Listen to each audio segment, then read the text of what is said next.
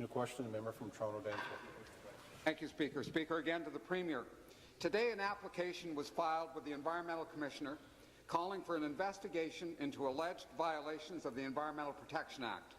The applicants allege that on February 23rd of this year, a malfunction at a petroleum refinery in Chemical Valley resulted in massive flaring that continued for 10 days. During this incident, residents in Aamjiwnaang and South Sarnia were unable to get any response from the ministry about what was going on and whether they were in any danger. Will the Premier investigate this serious incident? Minister of the Environment and Climate Change.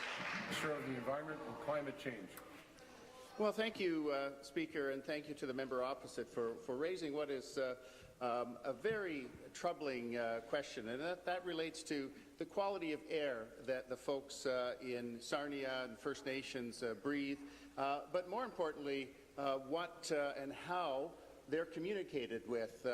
I was down in Aamjiwnaang and Walpole Island just shortly, not too long ago, and one of the things that we heard consistently was the need to improve the reporting, so that because air sampling is done, the ministry, my ministry, has 11 different stations there. The First Nations have 15 stations in Aamjiwnaang.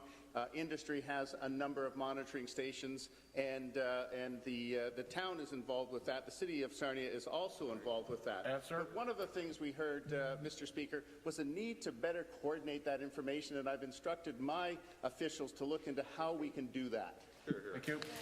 Supplementary. Thank you, Speaker, and again to the Premier. According to the application, quote, residents of Aamjiwnaang and South Sarnia experience foul odour, significant vibration of houses, rattling of windows, and loud noise from the flare, unquote. It must have been terrifying. The application also alleges that this incident caused a fire at the facility and another petrochemical facility next door. Despite the fire, the facility did not follow protocol and make a CVECO Code 9 call to notify local fire authorities. And despite receiving complaints about the incident, the ministry did not conduct air monitoring during the incident. Residents don't know what toxins were emitted. So again, will the Premier order an investigation and get these families the answers they deserve? Thank you. Minister.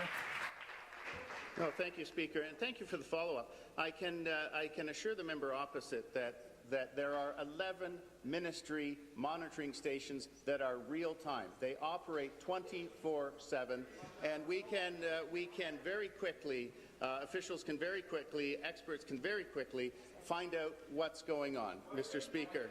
So the question is around this incident, and I will make some inquiries in my ministry about this specific one so that we can follow up. But, Speaker, let me talk about what's happening in Aamjiwnaang and Sarnia in itself over the past few years.